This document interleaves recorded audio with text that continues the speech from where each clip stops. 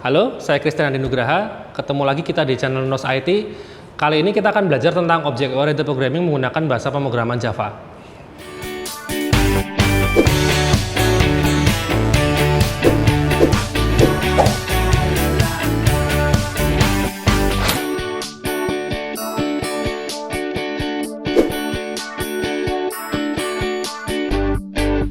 Ya, di video kali ini saya bakal jelasin tentang penggunaan array di bahasa pemrograman Java. Nah, di sini saya sudah siapin sebuah project ya, pakai Eclipse IDE. Nah, kita langsung aja. Saya bikin satu kelas Java ya. Saya kasih nama tester ya. Di kelas tester ini ada fungsi main-nya ya. Seperti ini. Nah, ini kelas tester ya. Kita bakal coba pakai array di sini.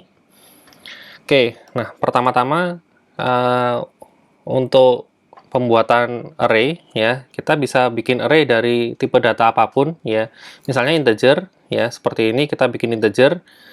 Nah, untuk bikin array kita cukup tambahin simbol kurung siku seperti ini ya. Setelah nama tipe datanya, kita tambahin simbol kurung siku, kemudian diikuti dengan nama variabelnya.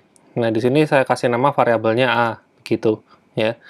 Kemudian langkah berikutnya adalah kita perlu menentukan kapasitas array ya. Caranya dengan menggunakan keyword new ya, diikuti dengan tipe data array yang sama seperti di depan ya.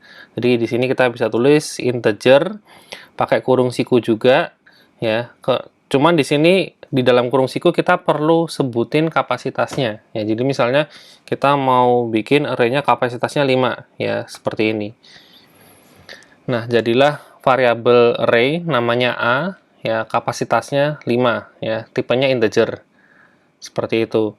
Nah, cara lain bisa juga kita lakukan dengan cara pakai kurung kurawal ya, seperti ini. Nah, kalau pakai kurung kurawal itu kita bikin array sekaligus langsung kita isi nilainya ya. Kalau pakai cara yang sebelumnya ini ya, ini nilainya akan diisi dengan nilai default ya. Jadi kalau integer ya nilai defaultnya 0. Jadi array berukuran 5 itu nanti semua nilainya 0 ya. Tapi kalau pakai cara ini ya kita bisa isi nilainya suka-suka ya. Seperti itu. Nah, kemudian kita coba masukin nilai, misalnya saya kasih 1, 2, 3, 4, 5 ya. Seperti ini.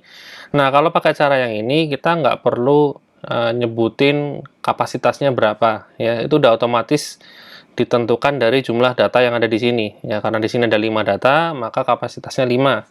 Kalau kita tambahin 1 seperti ini, maka kapasitasnya 6 ya. Otomatis sudah bisa menyesuaikan seperti itu.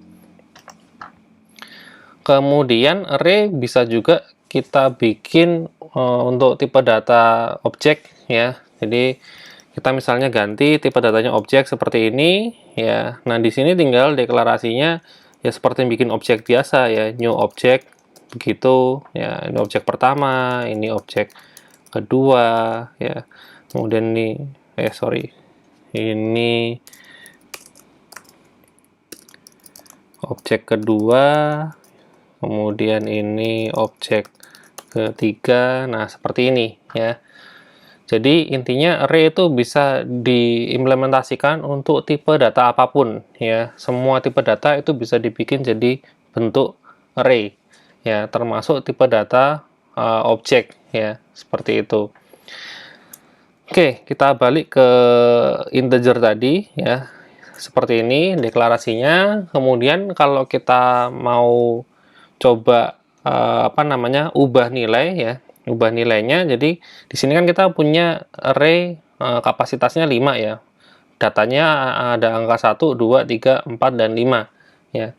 Nah, array di posisi pertama yang isinya angka 1 ini bisa kita akses dengan menggunakan indeks 0 ya. Jadi indeksnya dimulai dari angka 0.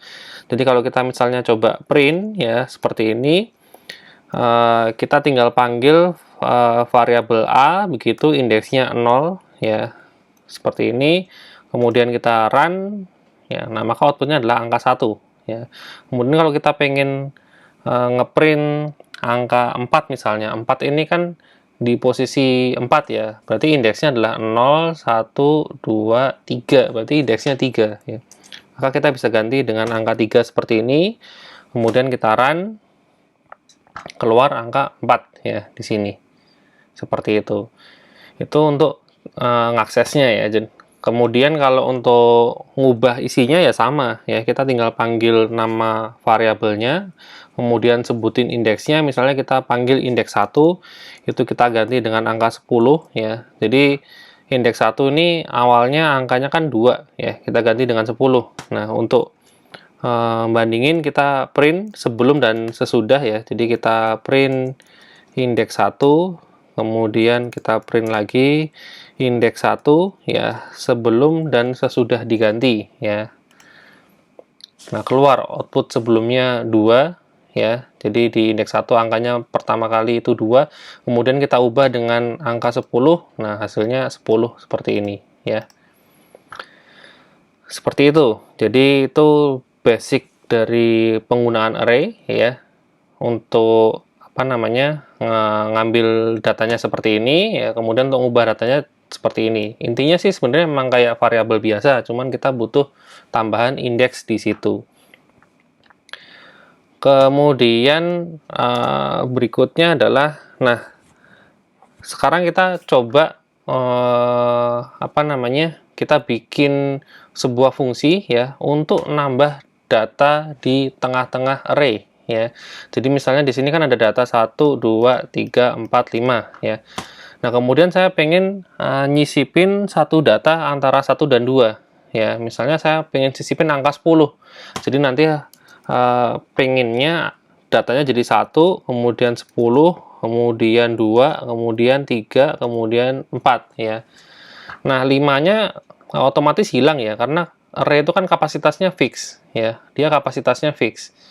Maka ketika kita sisipin satu data, maka data di sebelahnya kan akan digeser ya. Jadi kan awalnya kan di sini kan seperti ini ya, 1, 2, 3, 4 dan 5 ya kan. Kemudian kita sisipin satu data di sini ya, 10. Maka data 2, 3, 4 dan 5 itu kan perlu digeser. Nah, cuman kalau digeser semua seperti ini kan totalnya jadi 6 data.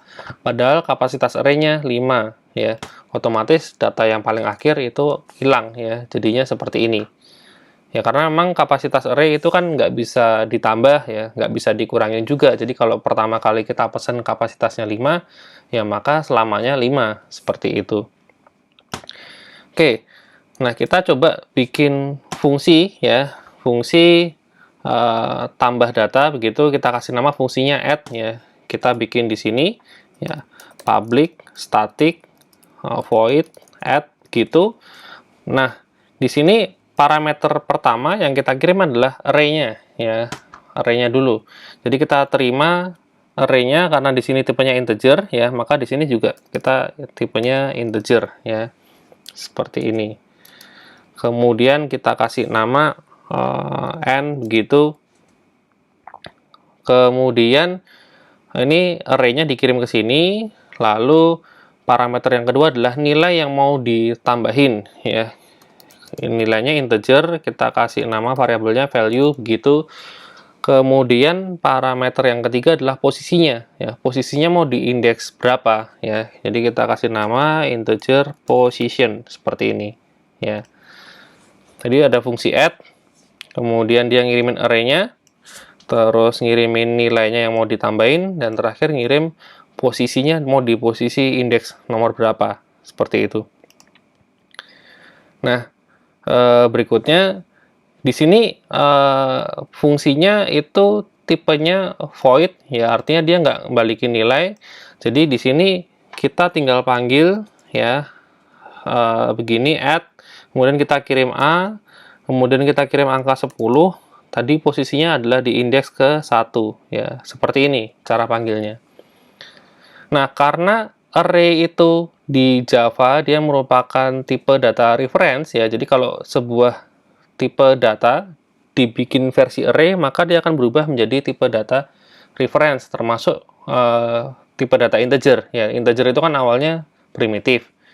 Nah, kalau kita bikin array, dia jadi tipe data reference. Jadi kalau kita kirim ya array itu ke dalam sebuah fungsi di sini, kemudian array-nya kita ubah, nah maka di fungsi asalnya ya di sini itu isinya juga ikut berubah ya, karena tipe data reference dia kan merefer ke alamat memori yang sama ya. Jadi ketika dia diduplikasi ke variabel yang lain ya, jadi ketika variabel yang lain itu dimodifikasi, maka variabel aslinya juga ikut termodifikasi karena aslinya memang hanya ada satu variabel aja. Oke, nah sekarang kita lakukan penambahan data ya. Nah, karena tadi penambahan data di posisi tertentu itu butuh pergeseran ya, dan diasumsikan data di posisi terakhir itu pasti hilang ya, karena dia ketika digeser mundur ya, maka kapasitasnya kan nggak bisa ditambah ya, maka dia hilang.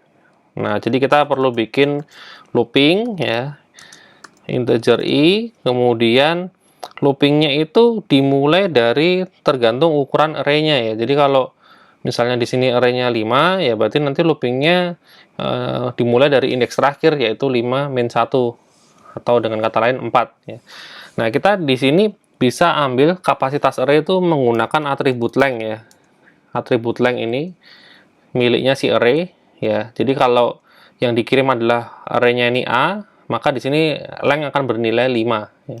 Nah, karena ukurannya 5, maka indeks terakhir itu kan 4. Jadi perlu kita kurangin dengan angka 1. Kemudian loopingnya ini akan jalan selama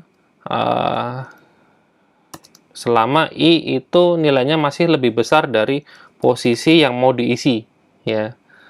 Kemudian selama loopingnya berjalan, dia akan decrement ya, dikurangi begitu sampai posisi terakhir sebelum yang mau diisi ya, seperti ini. Nah, di dalam looping ini yang perlu kita lakukan adalah kita perlu menggeser data ya. Jadi data ke i itu perlu diisi dengan data ke i min 1 ya, seperti itu. Jadi datanya nanti akan mundur satu posisi ya, seperti itu. Nah, kalau loopingnya udah selesai, langkah terakhir yang perlu dilakukan adalah kita perlu memasukkan data yang baru ya, itu sesuai dengan indeks yang diinginkan yaitu n position ya, kita isi dengan data yang mau seperti ini ya. Nah, ini fungsi untuk nambah data ya di posisi yang diinginkan si user ya, seperti itu. Nah, kemudian kita sekalian aja bikin fungsi untuk nyetak semua data ya, biar nggak repot nanti harus diketik berulang kali. Kita bikin function aja ya. Jadi kita bikin public static void misalnya print ya, menerima parameter ini array ya, gitu. Kemudian kita looping ya, mulai dari indeks ke 0 sampai kurang dari length ya, atau ukuran array-nya. Kemudian i++. Nah, yang perlu kita lakukan di sini adalah kita print ya datanya. Jadi data n ke i seperti ini.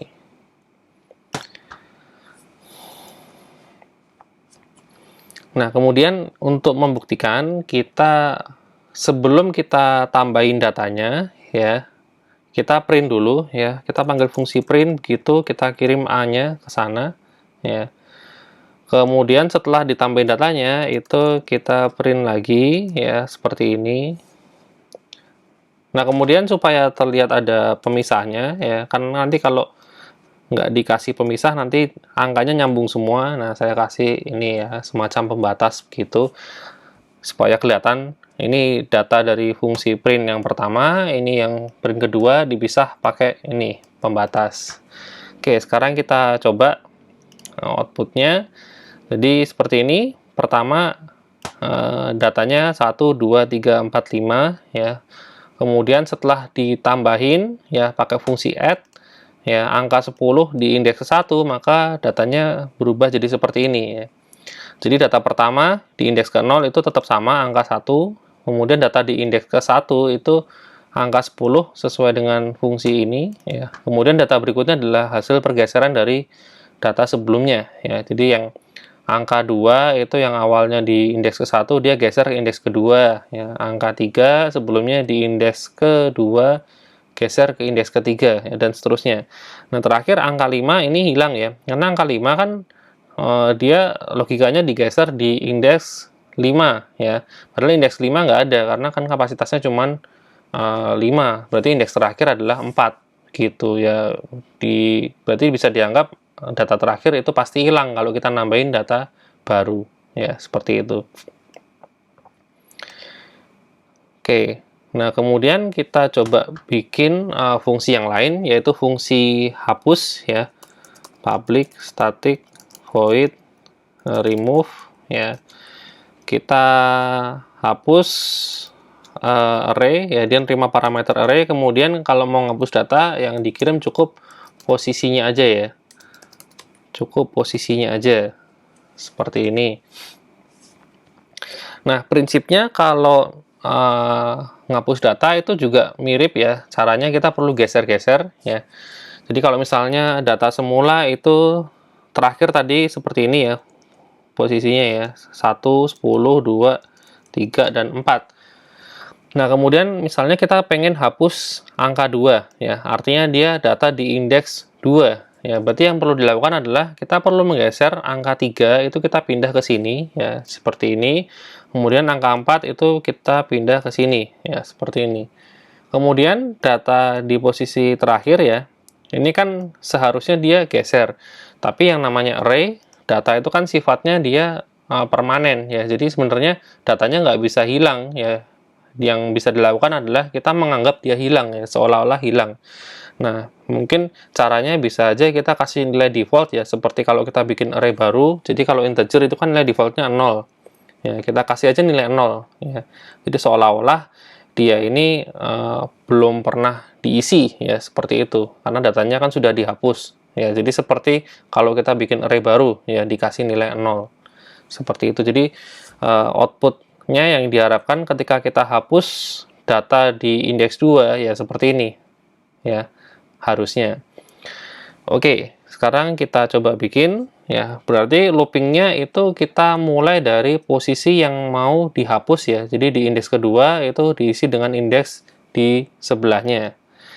Oke, berarti kita bikin looping integer i sama dengan mulai dari position ya. Kemudian loopingnya akan jalan selama i kurang dari ini lengthnya ya. Lengthnya perlu kita kurangin dengan angka 1 karena kan data di posisi terakhir dia kan nggak perlu ditimpa dengan data setelahnya karena memang nggak ada ya, seperti itu. Kemudian i++. Jadi yang perlu kita lakukan di sini kita hanya perlu menggeser data ya.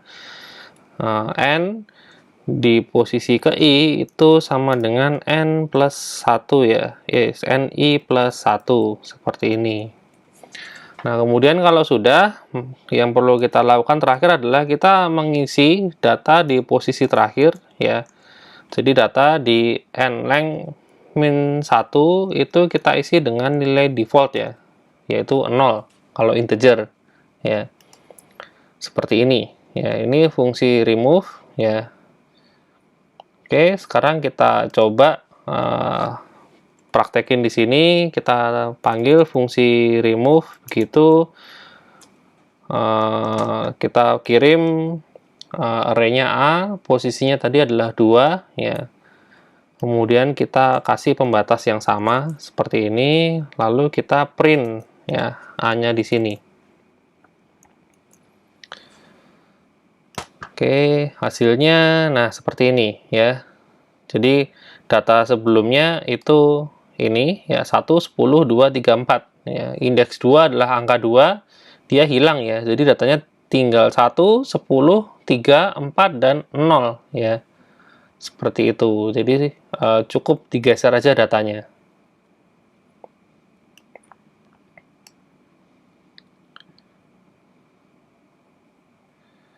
Oke, mungkin itu aja sih sekilas penggunaan array di Java ya, basicnya itu ya. Kalau ada yang mau ditanyain bisa langsung ketik di kolom komentar ya. Oke, terima kasih.